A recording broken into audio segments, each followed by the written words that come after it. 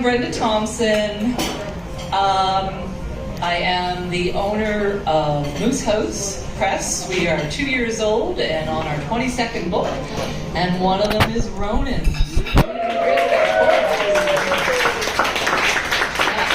I have a bit of a history with poorhouses. A couple of years ago, I wrote A Wholesome Poor Houses in Nova Scotia.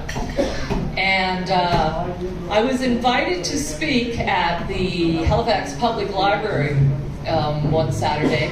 So I had this audience in front of me, and I greeted them all with "Hello, nerds." History nerds. And little did I know there was a history nerd in the audience who wanted to know more about poorhouses. And it seemed like everywhere I went, he popped up. So, then he talked to me about writing this book about the poor farm in Cole Harbour, and his son, who sounds very much like my nephew, and being a history lover, a local history lover, and having autism in my family, I just kind of wanted to grab him by the lapels and say, "Tell me more." But so he did. He submitted a manuscript to Moose House, and my partner and editor, Andrew Wetmore, said, "This is a great book." And then I read a little bit about it and said, "You make sure we get him. Send him the rich and famous contract now." And so we sent him the poor, and will be known shortly contract. And so as a result, we are here today to launch Poor Farm by Ronan O'Driscoll.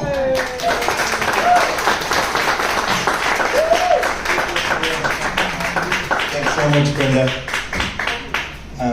Yeah, this is amazing. This is a dream come true for me.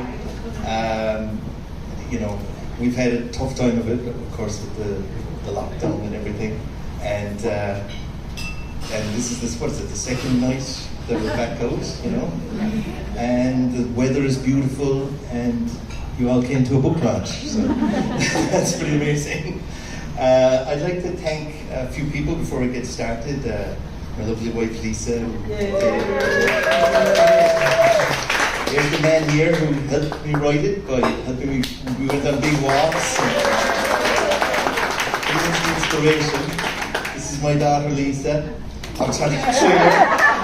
I was going to say we've been travelling a lot, but it's in Zelda land in Hyrule, not during the lockdown. But let me just check my notes here.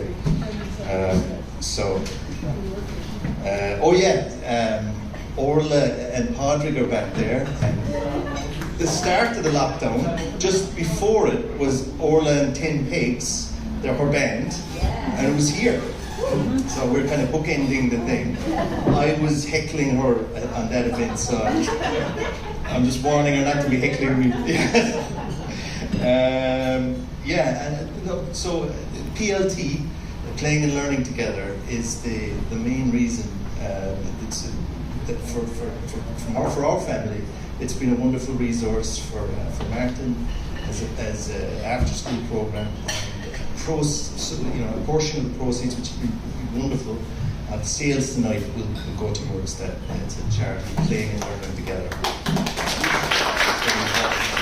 And another charity I'm involved with is the Charitable Irish Society, a number of who are here tonight as well. And Brian, of course, and Eric are on the executive with me, and they kindly gave us the venue for the night as well. So it's wonderful.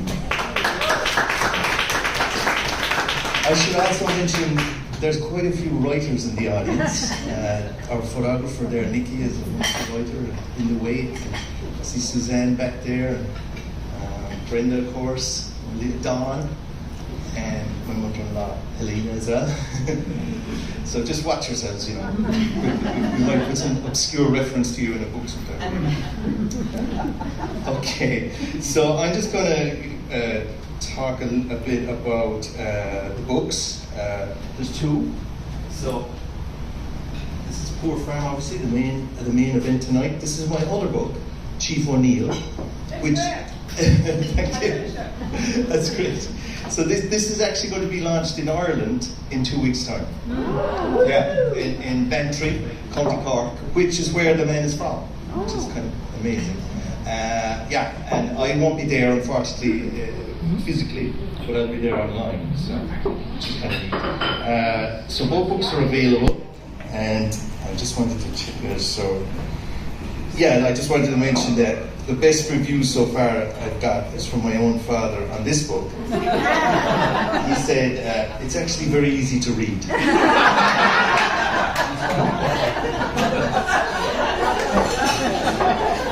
It's the best review I've got. Okay, so let's move on to Poor Farm. I'd like to begin by acknowledging that we live and work on the unceded territory of the Mi'kmaq people. That's, we say that a lot, but that's actually particularly poignant for this book because a number of people who were buried in that cemetery that we discovered, Martin and I, would have been from that community, right? And obviously that news that's come out recently from British Columbia is obviously quite relevant. So, one of the things we found out that it was an asylum for the harmlessly insane. That's how they describe it. And that just, kind of triggered with me about autism, which of course is a number of us know a lot about now. And what would it have been like, right, for people back then? What would life have been like? And that is the focus of the book. There's two parts to it. There's that first discovery in the present day, which is very close to home, obviously, and then there's the imagined history, and part of it is really to try and understand not only what it would have been like back then, what people would have thought of autism, but also how do we think of it today by looking at how they thought of it in the past, right? And we like to think we're very modern and everything, and got science, but they thought they had science and all that too, and so that's the perspective I'm trying to take. So just to introduce this, there's kind of three main characters. There's the matron, her name is Eunice, and the keeper. So his name is James, and these were real people and real titles and roles. And they were the people who looked after, ran the farm. And if you go to the area in Cole Harbour Heritage Trail, you can see their pictures there. And that's the only kind of historical record of what went on there. The whole thing has been razed to the ground otherwise. And then there's Sally. So Sally is somebody I made up. She's I suppose you describe her as somebody who kind of gets it. Like, she understands that this character, Stuart, is not mute. He actually can communicate, but he does it through music and song. Okay, so that's just the background. We'll read a bit from that. So Sally took advantage of the distraction to slip upstairs. She found Stuart sitting on a bed. He stared right through her as she stood in the doorway. "Good day, Mr. Stuart," she said brightly. "I think we'll be spending a lot more time together." There was no response. He did not even blink. "Away with the fairies, are you?" Her grandmother's expression gave her an idea. Her variation on a nursery rhyme. "How about this one?" Sally plopped down on the bed beside him. She ignored the scurry of insects at the side of the straw-filled mattress. The king was in his counting house, counting out his money. She held his hand, pretending to count out money. Still no response. His hand limp. Sally changed from reciting to half-singing the rhyme. The queen was in the parlour, eating bread and honey. Elaborate miming of a queen. She stage whispered, "Like Eunice." The slightest blink from Stuart. The maid, she indicated herself, was in the garden, hanging out the clothes, when down came Blackbird, Sally's hand lowered in the air, and pinched off her nose. She made a grab for his nose. He didn't like it at first, wiping furiously. Neither would he look at her hand for the removed nose, as most children might. Sally put her hands down, singing the last edition from her grandmother. And she swore by the cross she'd never go to mass. Then she played pitch and toss on the blackbird's ass. My grandmother used to sing that to me. Stuart's eyes opened wide at the new verse. She took advantage of his interest by tickling him. He beamed broad with excitement. Again, she repeated the rude last verse several times. Too much raucous laughter. Beginning to tire, Sally feared someone might hear and take offence. Come on, she whispered. How about we play something else? Do you know hide and go seek? His features shut down once more. Again, he repeated sullenly. Come on, Stuart. Don't you know how to play? You go hide somewhere and I'll try and find you. He considered for a while before standing up. Play pitch a toss on blackbird's ass. His grin was all mischief. Sally gave a wary, all right, before he tore out of the room, shouting the rude ending all the while. Oh, you little bugger. She raced after him, following the trail of his laughter. Clattering down the narrow stairs, she looked around the common room. Hey, Andrew called. I'm sure you're not allowed to have him run around like that. He's not allowed to run wild, Jenny interjected. Disrupts the rest of us. That's right, Sean Paul said. That lad's a right arse. Sally ignored them, running to the laughter she could hear from the hall to the centre wing. She just heard Blackbird's ass as she turned the corner, spotting Stuart wriggling in James's arms. Keep her. James had his hand clamped over Stuart's mouth. He stared hard at Sally. I would have him outside, Sally apologised. Only it's raining out now. What are you... Ow! He sharply withdrew his hand, wringing it from Stuart's bite. Matron told me to mind Stuart more. I'll take him somewhere else. Keep him quieter. Come here, Stuart. Sally disentangled the youth from James. He held his big hand, scrutinising the mark near a calloused knuckle. This is not a nursery, he erupted. This surprising shout echoed in the small hallway. Sally's eyes went wide as she and Stuart froze. James's face was a crimson blush of rage. You are a servant, Miss McMahon. Behave like one. Sally bit her lower lip and nodded. I will speak with the matron about your duties. Return this inmate to the others. He stormed off toward the kitchen. Sally swallowed with worry, only then noticing Stuart's hand in hers. You always want the songs over and over again. There is a moment in a song where it is perfect. Like that time at the sea when you stuck your head into a wave. You saw all along its curve. The water turned to glass and paused for one still. An eternity later, the whole lot crashed and you were coughing up salt water. But that's what you love, to stand outside the world and look on it, not to be caught up with it, like that song with the magician. If you could only hold time still and perfect.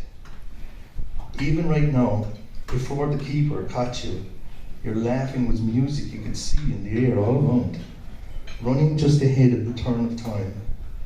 The dull misery of the farm, like the lead sea, and you a wave above and within it. You come from it, but you're also out of it. Sally, always on the shoreline, calling for you. Then you turned and crashed into the keeper. He was hard as black rocks. You flailed and thrashed to stay afloat, to go back to that single pristine moment. But the music faded like an echo, and you cried and called for it back. No, it was only back to the farm and the knifing eye of the keeper. So you bit him and you let go. When you ran free in the woods, wasn't it a dog that bit you in the dark? You think of the ghost you often see around the farm. She's about your age. Like you, she does not speak. No one else sees her. You envy how she is stuck in a moment forever, but pity her too, especially to be stuck in this place. She walks down the corridor, past everyone else's vision. Why don't they see her? She lost someone and is always seeking them. The others keep eating, laughing, nodding together as she trudges by, unseen and silent. Sometimes they close a cupboard she had opened. They might even pause and wonder how it had come loose. Then they would shrug and keep on, never stopping to see her right there. Once, maybe she saw you. Her black sad eyes looked in your direction, recognizing you, and offered to join her. You froze, a hair caught in the lamplight. Would it be so terrible to join her? But fear caught you, and you ripped at everything all about, screaming. Escape her icy touch at all costs. No one understood. They had to tie you down. You watch in terror as she stumbles about the room, looking for something. Always looking. This time it is you. So that's from the center of the book. And, there's an opening chapter, and an end chapter, which are in the current day. And I just thought I'd finish by reading from the very last chapter. And maybe some of you might recognize one or two echoes of people in this one here. I won't read it right to the end as a teaser, but I'll read about half of it.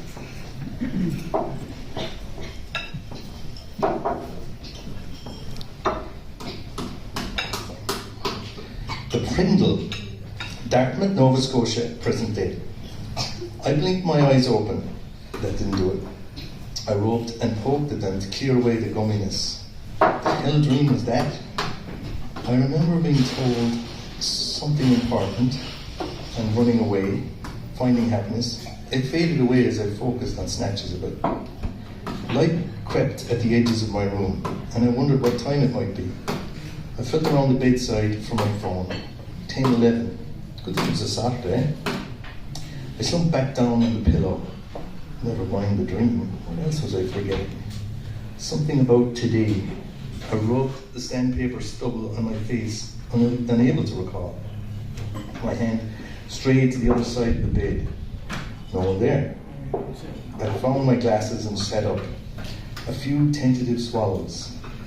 Mouth dry and bitter. Better check on Daniel. I should explain, by the way, Daniel is the narrator's son, who's autistic. Daniel. Today was his day. I pulled on clothes, making lots of noise to rouse him. It was past 11 by the time the morning routine was out of the way and I could load him into the car. At least the mall was close. I'd hoped to get him there by 11 to get acclimatized. It helped being the first ones there to familiarize, minimize surprises. I shook my head. He was playing a hip-hop playlist on his tablet in the back, and the lyrics were making my thoughts rhyme. He rarely stayed on one song for longer than 5 or 10 seconds, always swiping through to the next. The music blaring through the car speakers. It was frustrating at first, but I'm used to it now. I don't mind really. His playing music on the tablet opened a world of communication. I held his hand and we tap out song titles. I hold his hand and we tap out song titles. In his eagerness, he often calls out the next letter, and we never even knew he could read. This led to his using snatches of songs to converse, altering them as needed. Baby, please don't go became, can I please don't go? Meaning he wanted to go. I reached behind me, palm extended. I received a light tap of acknowledgement. This is how we communicate. If I didn't get a replying tap, the faintest high five, I would know something was up.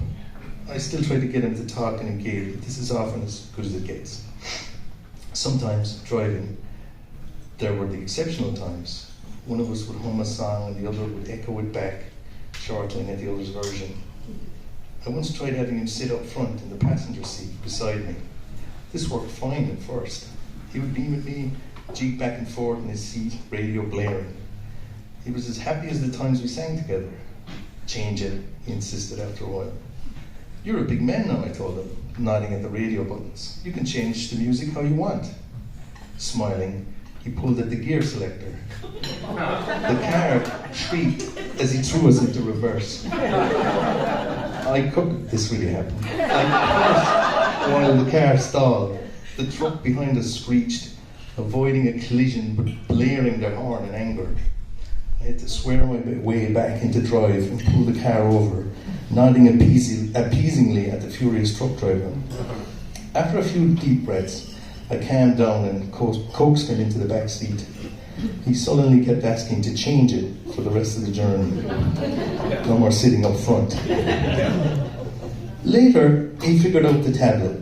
I hooked it up over Bluetooth so he could play whenever he wanted, scrolling through as if he were driving the music. I glanced down at the gear selector. Gear stick? What was the proper name here?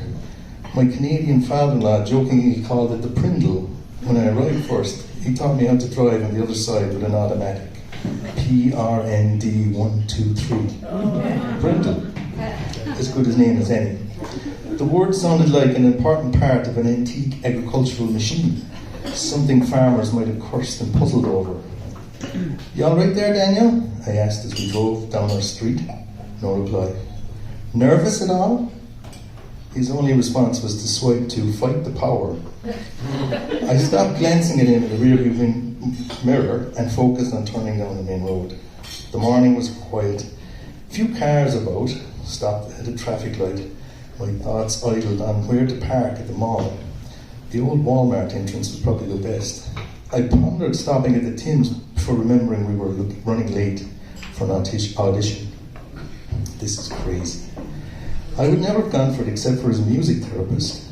In the last year, he amazed everyone with his ability to sing certain songs from memory.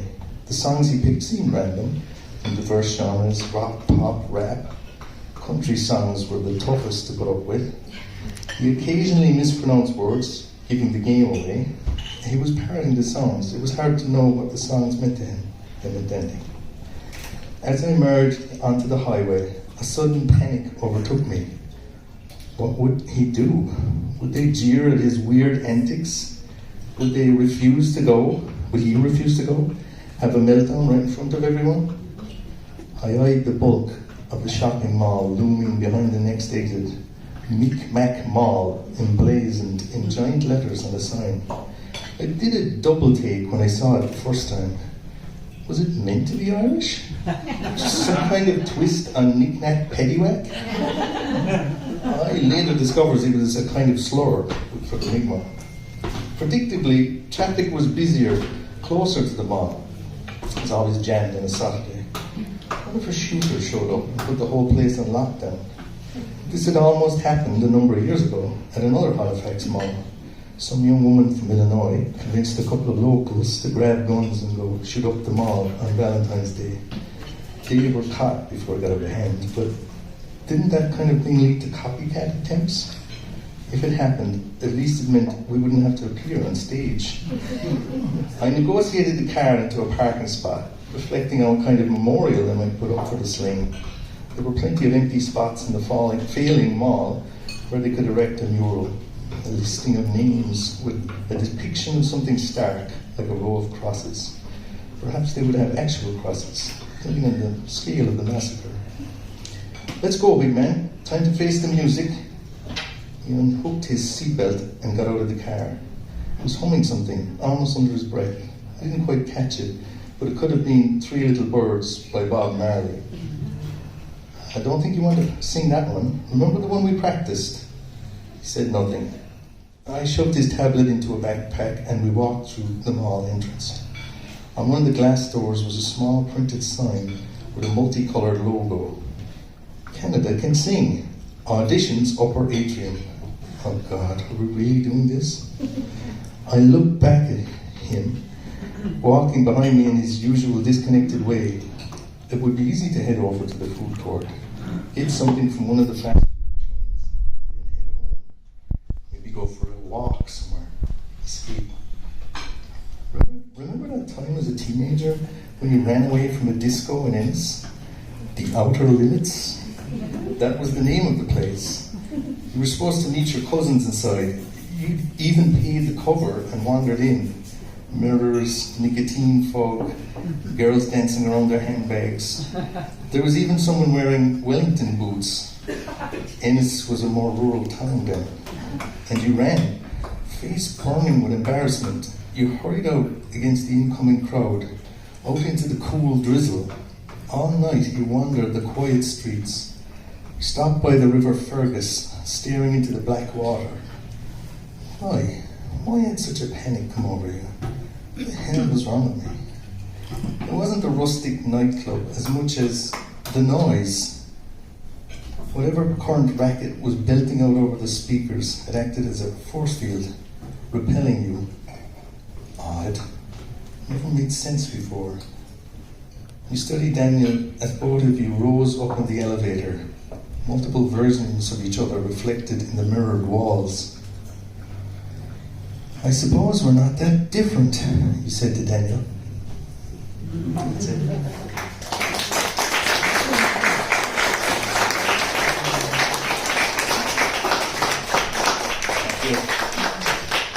Okay, so does anyone have any questions? Brenda. Sorry, I'm hogging the mic again. Go for it. Well, while Ronan is standing here reading, a review came up on his book. It's from the Miramichi Reader, and I'll just give you the gist of it. Poor Farm was a gratifying read despite the many trials, abuses, and government meddling that took place. As a historical fiction, it is quite good. It's better than an easy read. I'll take it. And I just want to thank everybody for coming today. I got to take off because I got a 2.5-hour drive to get home. But I'm really grateful everybody came and for supporting Ronan. He's a wonderful writer to work with.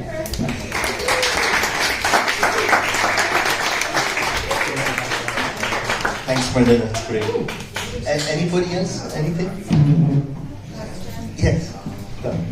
So when I first heard about Poor Farms and where they would house or ship autistic people, my first thought is that it's just a really, really horrific place to be. But your character Sally indicates that there's some kindness there. Were they all really awful, or were there some pockets of places where it wasn't that bad? Well, I did do quite a bit of research, and the period I said it in is at the opening stages.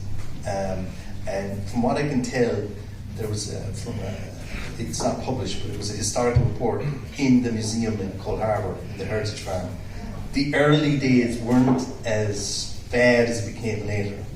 And actually, Sharon, who's here, Russ worked there, right? It was like one of his first jobs. Yeah. It was called the County Farm. Isn't that right? Yeah. That's good, yeah. So at that point, it was a kind of a rough institution, and it was for basically the people who weren't violent, like the ones who went to Mount Hope. And I thought Nicole was coming, but I know someone who works at Mount Hope. But yeah, it's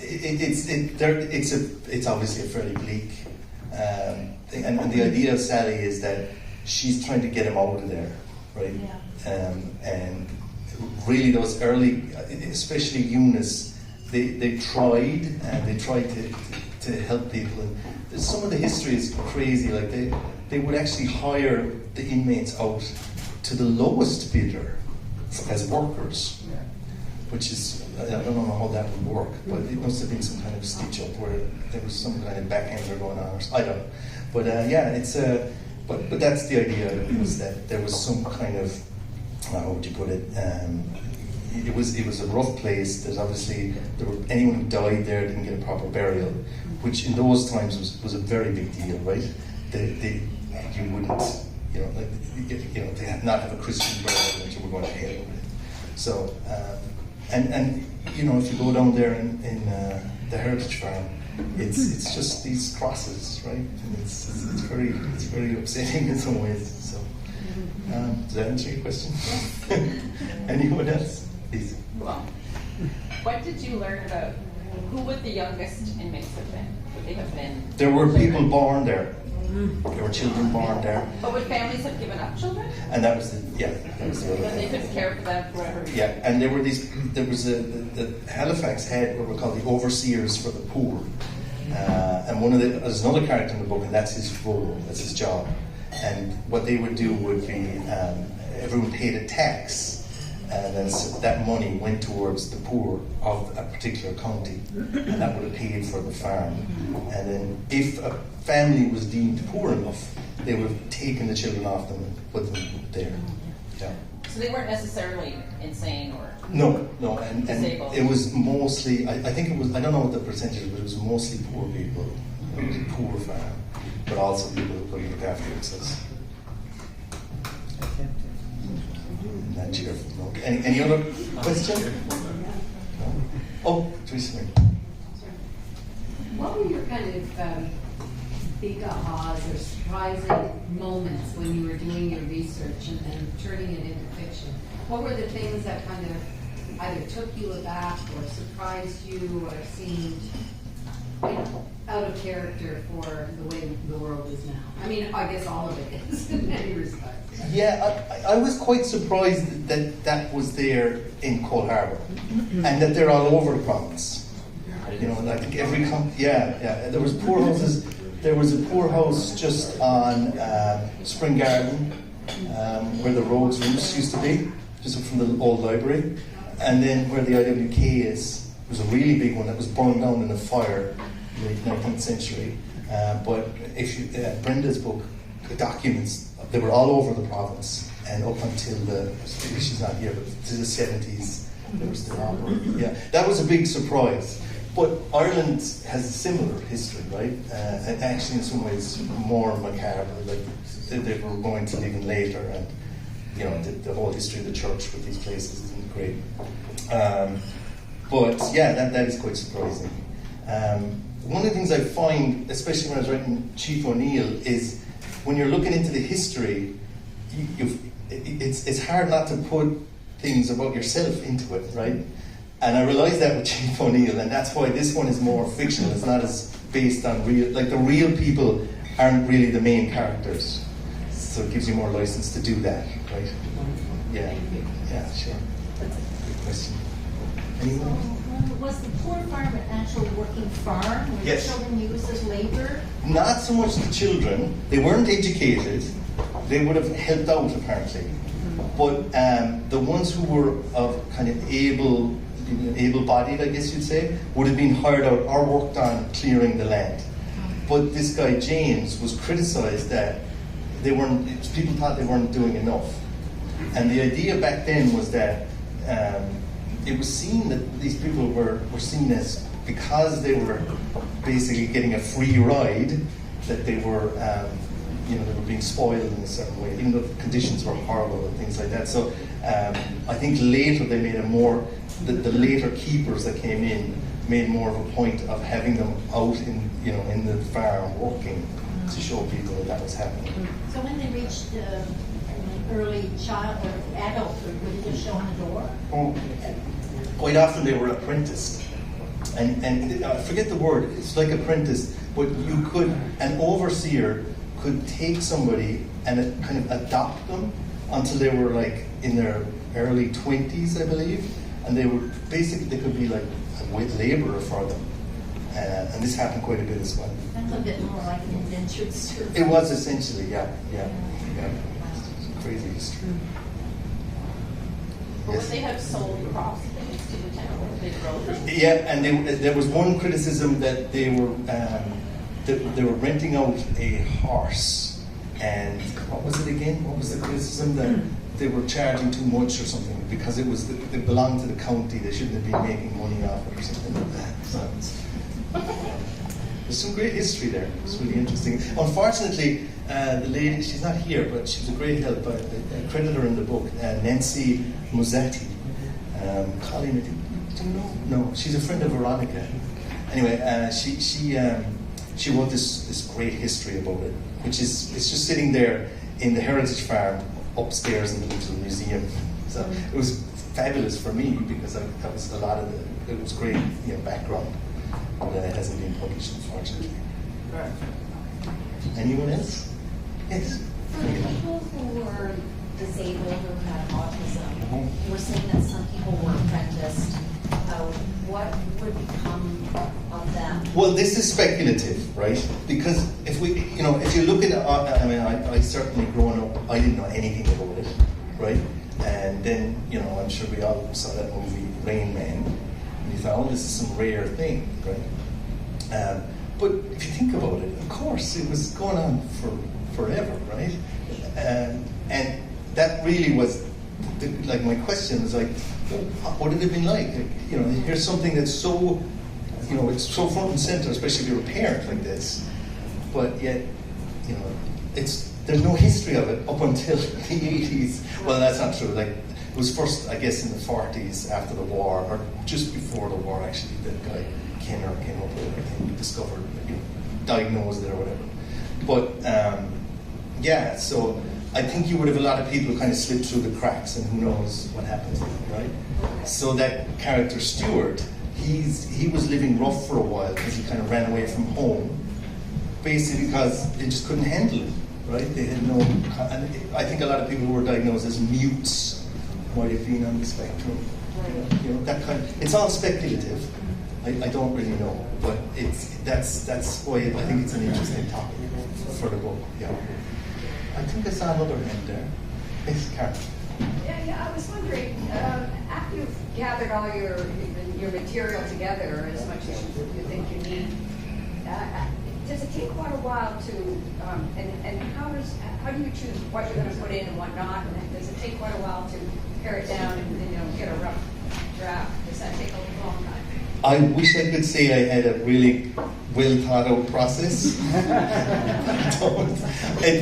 It's some early, you're reading a lot, and at some point you kind of, personally, there's a you know, kind of critical mass, and then you go for it, and you get like a rough draft, and then more reading and rewriting.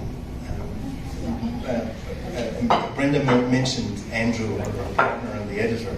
He was great, like, for that. Like, there was certain parts that were a bit under researched that we spent some time going back over. But it is a very organic process. Yeah.